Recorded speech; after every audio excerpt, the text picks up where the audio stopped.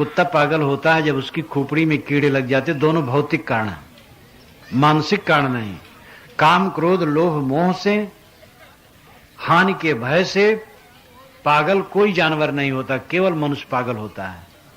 इस दुनिया में सबसे दुखी मनुष्य है, क्योंकि इसके पास महान शक्ति है और उस शक्ति का इसने उपयोग नहीं किया, दुरुपयोग किया, सदुपयोग नहीं किया, इसलिए महान दुखी है। जिसने सदुपयोग किया फिर क्या पूछना है।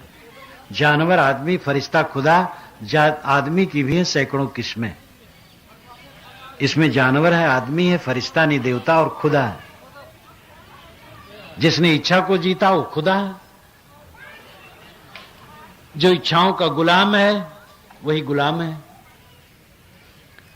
तो आदमी की कितना धन कमाया, कितना परिवार बढ़ाया, कितना नाम कमाया, इसका मूल्य नहीं।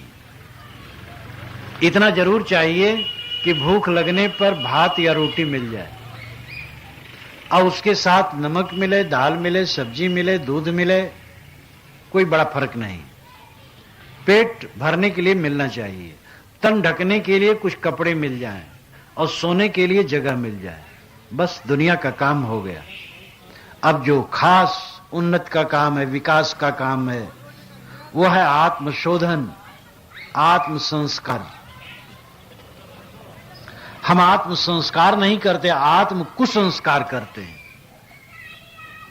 एक अनगढ़ पत्थर को लेकर के कलाकार छीन छीन कर सुंदर मूर्ति और वस्तुएं बना लेता है। होता है धोना, रगड़ना, साफ करना, निर्मल बनाना।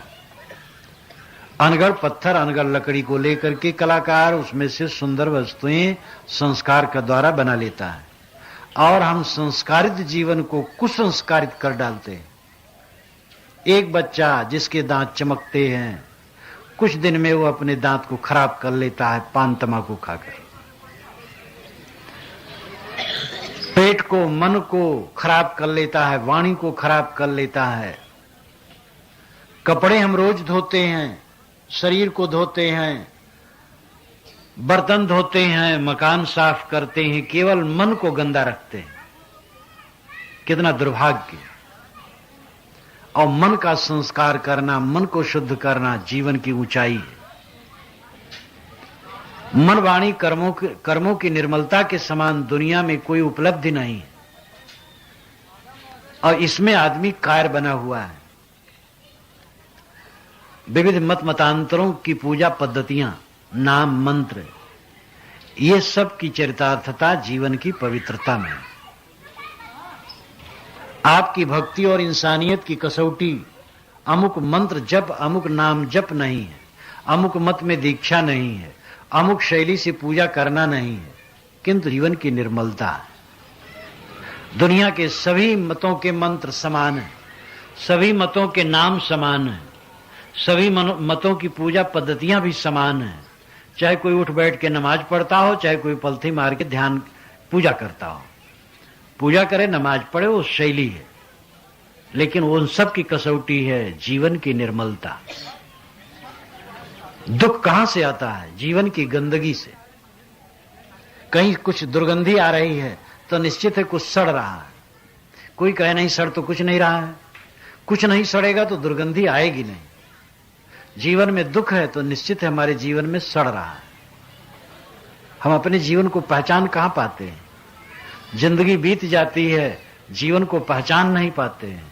विद्वान हो जाते हैं, धनवान भी हो सकते हैं, पूज्य भी हो सकते हैं, आचार्य प्राचार्य जगत गुरु भी हो सकते हैं, बाहरी नाम रूप का विस्तार हो सकता है, लेकिन जीवन को निर्मल बनाना ये बड़ी बात है।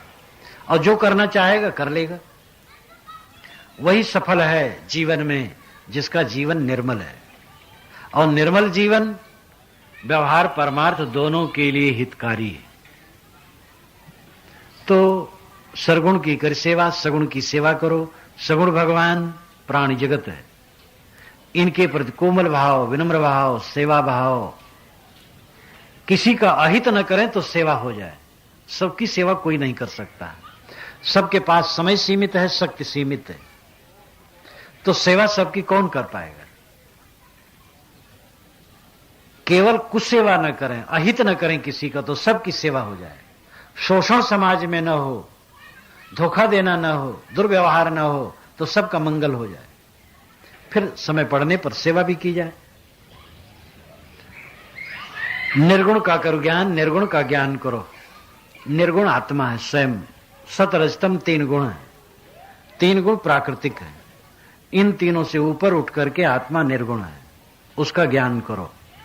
सबके अंदर में जो सहज तत्व है वो आत्म तत्व है। सबके शरीर में अंतर है, इसलिए बाहर ढंग से सहजता नहीं, किंतु अंतर में सबके केवल चेतना है, ज्ञान। सभी लोग आंखें बंद करें तो अंदर में क्या है? केवल ज्ञान। ज्ञान की धारा सबके बहती है। जानना, ये जानना, ये जानी दशा, ये ज्ञान दशा, यही सबका सहज स्वरूप है। तब शिव सहज स्वरूप समारा और अखंड अपार ध्यान लग गया, समाधि लग गई। जीव पाव निज सहज स्वरूपा, जीव निज सहज स्वरूप को पा जाता है। निज स्वरूप ही सहज होता है। संतोष सहज समाधि भली। कबीर साहब ने जो सहज समाधि कही है, गोस्वामी जी ने उसको याद किया है कबीर की। बीच बीच में कबीर की बातों को उन्होंने दोहराया। और जो सहज समाधि साहब कहा गए थे, गोस्वामी जी ने भी इस ढंग से कहा। तब शिव सहज स्वरूप समारा, या जीव पाव निज सहज स्वरूपा। निज स्वरूप ही सहज होता है, पर स्वरूप सहज नहीं होगा। इस पर ध्यान दीजिए। आप रास्ते रास्ते चल रहे हैं, थक गए, कोई दयालु आदमी आपको अपने कमरे में कहा विश्राम कर ले, आप उसमें गए विश्राम करने, वो कमरा आपका सहज नहीं होगा, क्योंकि उस व्यक्ति के सारे सामान जहां तहां पड़े हैं अपने ढंग के, आप उसमें फिट नहीं होंगे। थोड़ा समय विश्राम कर लें भले, लेकिन जब आप अपने मकान, अपने कमरे में चले जाएंगे तो वो कमरा आपका सहज हो जाएगा, आपकी सारी चीजें फिट है वहां। उस सहज स्वरूप निज स्वरूप होता, पर स्वरूप सहज नहीं होता।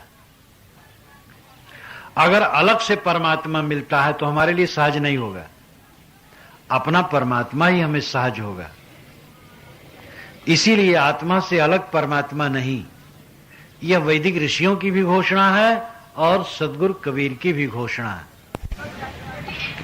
तो वैदिक ऋषियों को, उपनिषद के ऋषियों को आप देखिए, परमात्मा को खोजने को नहीं कहते हैं, रुकने कहते हैं, ठहरने कहते हैं। कबीर साहब यही बात कहते हैं। कबीर साहब उसी सत्य सनातन की तरफ लौटने के लिए कहते हैं। बीच में जो बहुत पौराणिक जंजाल आ गया है उसको झकझोरते हैं। भगवान पाओगे, भगवान पाया जाता, भगवान पाने की चीज है क्या? भगवान छूट गया कहीं? जो छूट गया हो पा जाओ, जो छूटा नहीं पाने की क्या बात है? वो नित्य है ही, विस्मरण है, स्मरण में आना है। भूल गया, भटक गए हैं हम, मन हमारा बहिर्मुख हो गया है, बाहर खोज रहे हैं, बहिर्मुखता से लौटें, पाना नहीं है, वो नित्य प्राप्त है। आप और भगवान दो नहीं है। साहब ने कहा है, राम मरे तो हम हूं मरबे। अगर राम मरेंगे तो हम मरेंगे, राम नहीं मरेंगे तो हम कैसे मरेंगे? राम और कबीर अभिन्न है। कबीर अपने को राम से अलग नहीं मानते हैं, और आप भी उसी तरह हैं। जो सत्य एक जगह है वही